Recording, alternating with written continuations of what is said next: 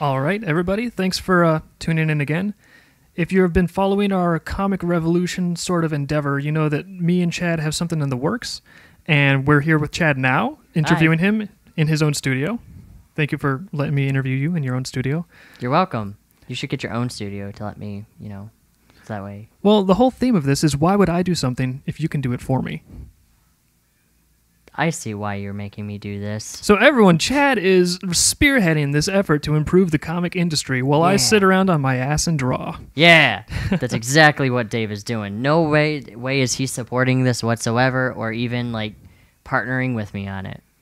No, I'm an advisor. That's the fancy name for that. So anyways, we all do want things to genuinely get better for comic shops. We've been hearing from people that they've kind of had a rough time of it, and so we want more variety, more options for comic shop retailers to stock with less risk, and we want creators to have more opportunities to get into comic shops. So anyways, we've been talking a lot of general and vague concepts in the last couple videos, so that brings us to right now. Chad, you've got something very specific in mind. I do. And so what can you tell us about it as of now? Because I know it's not quite ready for launch yet. It is not, but what I can tell you is absolutely nothing because you haven't told me what that is yet, Dave.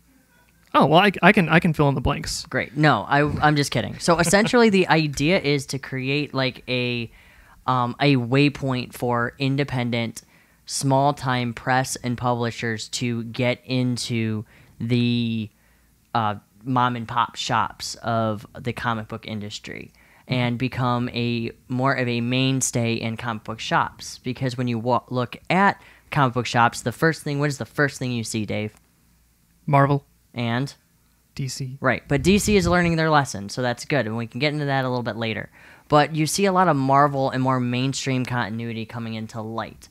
Mostly it is the Marvel as the bigwig. So what I want to develop, and then what you and I have been kind of trying to create, is a way to get these independent or small-time press, webcomics, crowdfunding sites, or crowdfunding creators into comic book shops. Yeah. Or even just in bookstores in general. Yeah. So it is a wide variety. So bookstores, hell, even maybe Walmart. Anyway.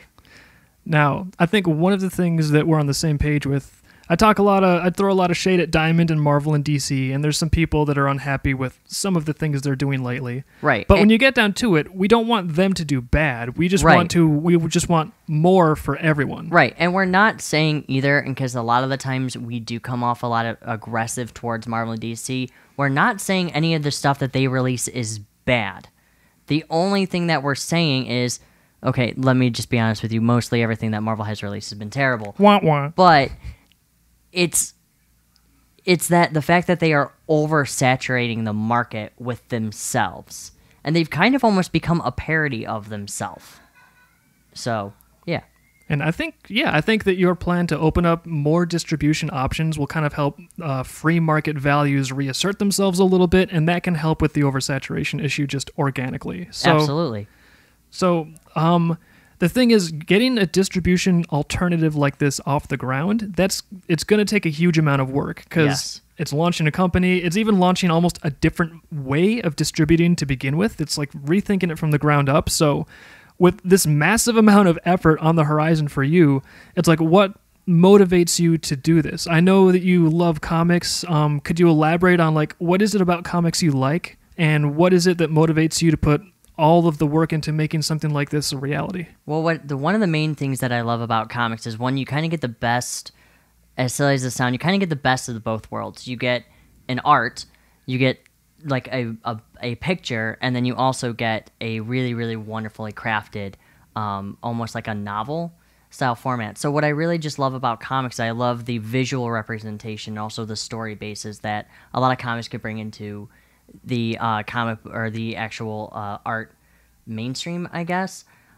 And another thing too, when it comes to liking comics, is comics, you can tell a story in such a small word bubbles. So it's not like a script where you are seeing every action. It is broken up into panels, and some of those panels might not have, the, I guess, motions of everything that it has in a movie, and it's not like a full book where you can go into very descriptive detail. And I think what I'm really impressed about is how you can do a 32-page book, and it's phenomenal. So yeah, so that answers that question. What was the second question? I'm sorry, Dave. Well, the first question is like, oh, so what do you like about comics? And you were... I just told you that. Yeah, you were on the spot. And the second one is like, so you love comics, you really enjoy this medium, but why would you be willing to undertake so much labor to try to launch this new distribution option? Like, what is it for you that you see that makes that amount of potential work? What is it that makes it worthwhile for you? Well, if I have to put it bluntly, legitimately independent writers and artists is an all-time strength. Like, original content so far has been through the roof. There are a lot of books that I have ran into. One I just got done with, Aftershock Comics. They're a fairly brand new publishing company. They just released Animosity, Baby Teeth, Unholy Grail, Dark Ark, and these books nobody's really heard of, but some of them have big name writers too on them. Unordinary is another one that I follow. It's a webtoon. It is a almost like a manga anime, or I'm sorry, it's a manga, sort of. It's a webtoon. And a lot of these independent creators have such strong storytelling and really, really creative writing. And I want people to see more of that instead of when you walk into a comic book store, you see, the first thing you see is Spider-Man. But it's just not Peter Parker anymore. It's 5 or 6 different Spider-Men. And I'm not saying that there are bad stories. Miles Morales is one of my favorite Spider-Men. It's just, I want to be able to see more of the little guy breaking waves into it. And what I'm getting out of that is, one, I'm able to discover a lot more new stuff, and two, it keeps the comic book industry alive. It keeps these mom and pop shops thriving.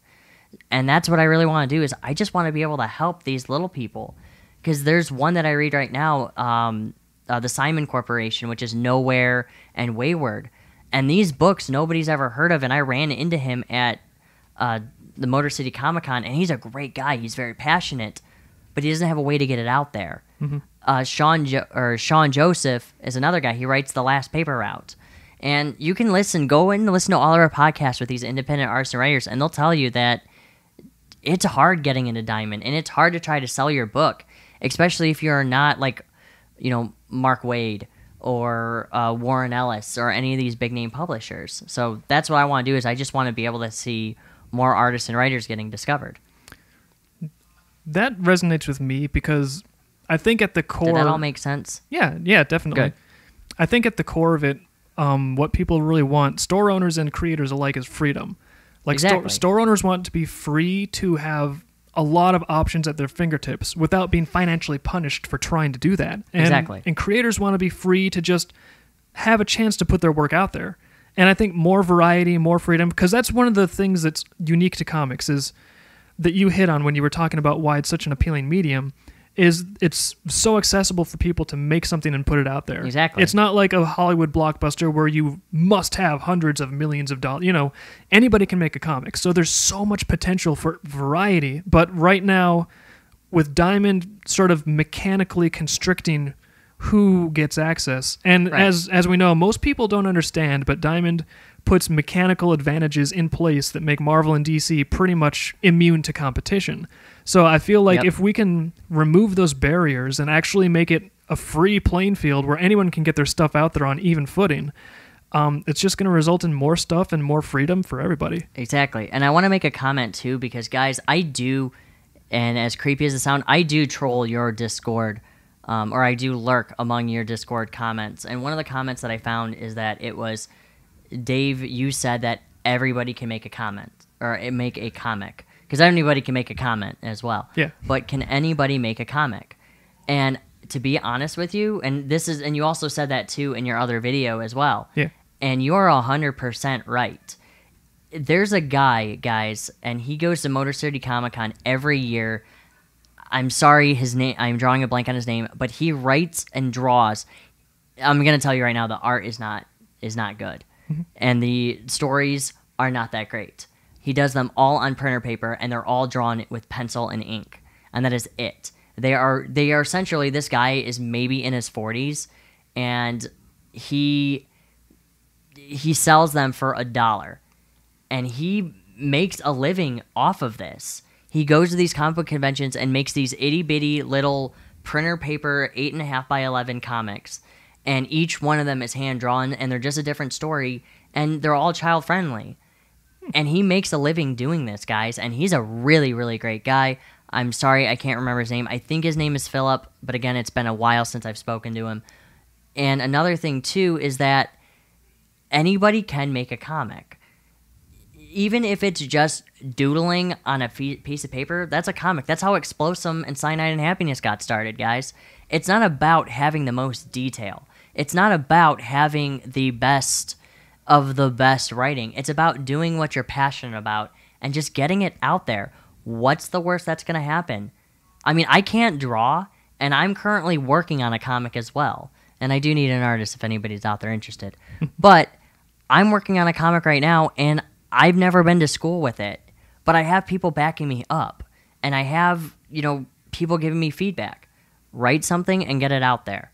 So yeah, but that's all I wanted to say is that I agree with you on that anybody can make a comic.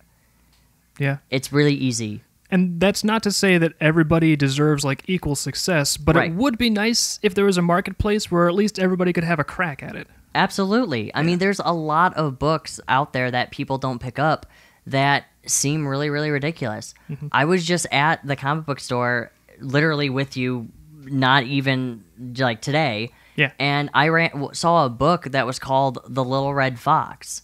And it was based on the Little Red Riding Hood, only in reverse, where the fox was the actual main character, and it was in a red hood, and it was trying to get to... I don't remember offhand what it was, because I flipped through it, and the art style was not that great. But it was really, really, really... it was just nice to see. I'm probably going to pick it up, though, because... honestly, that red fox is really adorable. So, but that's my point, is that anybody getting it out there, even if you're not successful with it, you still got it out there. Yeah. So, yeah. So, yeah, I'm excited about hopefully making another road to make more possibilities for everybody. Mm-hmm. Some people are not as optimistic. They think that we've been getting some really interesting feedback. First of all, the last video I put out, I was asking people, "Hey, we're gonna launch this thing. We need some creators with some great books to put in stores. Give me your top 10 lists." So we have I'll send the file again if it didn't go through, but we have a ton of web comics and independent books, and we have this fantastic huge list. So there's definitely a ton of content that we can choose from. That's going to be really fun to start narrowing that down to figure out, okay, what is the contingent that will make our best try at getting this started. Mm-hmm. But we've also had some people chime in and be like, hey, if you guys are messing around in Diamond's Playground, they might not like that. This comment, I love this comment, so I'm just going to read it. From Trimegistus. Yeah, I got a bone to pick with you. He says, I hope the organizers of this project are prepared for dirty tricks, legal harassment, and outright criminal attacks by Diamond. The magazine newspaper distribution industry has been mobbed up from the very beginning, and if you look like a genuine threat, these guys will not play by any rules to take you down. Among other things, be sure you can distinguish real orders from fake ones so they can't bog you down in fake orders and burn up all your capital. Be sure your storage and shipping facility is well guarded around the clock. Be ready for a barrage of legal challenges up to and including bogus criminal charges. Be ready for negative publicity. A gang of white supremacists are trying to take over comics distribution. We must fight them. Be ready for anything. So I guess my next question to you is, what will happen if Diamond goes after you, guns blazing, and they try to disappear you the way they did the Comics Whisperer? Do you have a dead man switch or a stockpile of firearms? What's your backup plan here, Chad? Suicide pill. Okay, that's not really what I wanted to hear, but... Oh, well, I'm sorry. I'm just going to kill myself. No. To be perfectly honest with you, I don't. After really, really doing the research on it and looking into and getting a lot of feedback from publishers, you guys, you got to understand, and I kind of feel like people forget this, is that I am pretty deep into the comic book industry. I pull a lot. I talk to a lot of the Valiant people. I talk a lot of the DC people, too, the DC Comics people. Nicole is wonderful, just saying, and Hunter is fantastic too from Valiant. And I talk to these guys, and I talk to a lot of the artists and writers and everything. And when I show them this, not so much DC, but I've showed Valiant, I've shown Aftershock, I've shown Sean Joseph from Decent Comics. I showed a lot of them, and the biggest thing is that they tell me one thing, is that we're not going after diamond. We are not, and I know this might sound a little bit convoluted, but we are not trying to tackle or to even destroy diamond. I mean, if we do, great. Or not great, whatever. We are trying to give an even playing field for smaller press. And some of these press, or some of these books, don't even make it into diamond. Because they get so many submissions that it's hard to keep track of all of them, and most of them are just pushed to the very back. So diamond coming after us just because we're trying to get the little guy out there is probably highly unlikely. Now, granted, do I think they might try to disappear us or try to like say something to us? Absolutely. At the same time, though, I don't think it would end up being anything negative. I think what they would try to do is, personally, I think they would end up encouraging us. And the reason why, though, is that we're not technically hurting them and we're not losing them money at all. Yeah, especially if we're focusing on books that they don't even offer. Right. Then we're not actually even competing for the same service. We're just offering an additional service. Exactly. And it's not like a lot of these, because like Decent Comics is a part of Diamond as well. Valiant is a part of Diamond. They're not under contract. Mm-hmm. Because if that was the case and they were under contract, and guys, you can even see this at the comic book conventions, if that was the case, then the books themselves wouldn't even be able to be sold at their tables. They would be under a strict contract of saying, well, we own the rights to these. No, the publisher owns the rights to them. They choose to go to Diamond. They don't have to. So it's like Sean Joseph told me, is that first off, Diamond lets them put their book in for free, but they have to put what they want to show, what they want to be seen, and how much they want to spend to be able to be at the front of the line, and usually that doesn't happen. Yeah. So that's what we're trying to do. As for harassment and everything, I don't think people would harass a distribution center. Personally, I would expect them more to either be, one, encouraging, or two, incredibly passive-aggressive about it. Yeah. So, I also think that you're accurate that a lot of people don't realize like the network you have of contacts in the industry. So right. I'm just establishing this so that if there was someone Diamond should go after, it's you, not me. Well, no, and to be thanks, Dave. Thanks. No, I'll throw you under the bus immediately too. Don't worry. You have a contract. Oh boy. Yeah, you haven't signed the contract yet. Just you wait until you see it. I've got an extra soul. I can part with one. Oh well, good. You're just gonna. Wait, are you gonna give me you, or is Liz gonna be the other soul? Oh, because I need another maid. I don't control that. Oh, okay. But no, and I think my connections have always been very supportive.